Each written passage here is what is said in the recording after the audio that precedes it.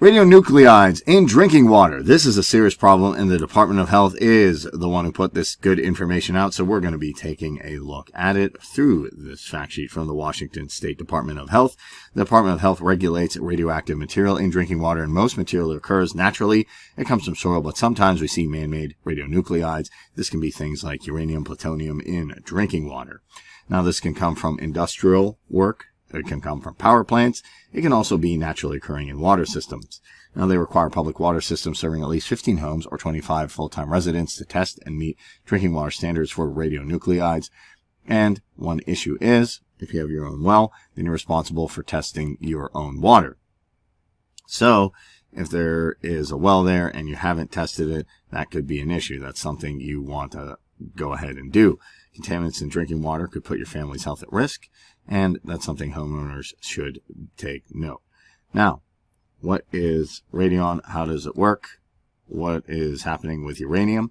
When uranium in rocks and soil decays, it breaks down into other radioactive elements, such as radon, and radon is a gas that can seep into the soil, into homes, other buildings through cracks or holes in the foundation. Breathing air that contains an elevated level of radon can lead to lung cancer.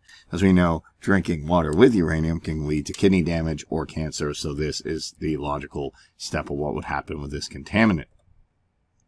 Radon gas also dissolves into groundwater. If your well water taps into groundwater containing radon water, such as showering and washing, allowing radon gas to escape from the water and enter the air inside the home, testing is the only way to know if your home has elevated levels of radon, and radon entering the home through soil is usually a much larger risk than the radon entering through the water supply. Also, radon is the most hazardous when inhaled, and you can get inexpensive air test kits at most hardware stores. You can also get one online by searching for radon test kit. Now, if your indoor air levels exceed 4 becquerels per liter, they recommend you take steps to reduce the radon.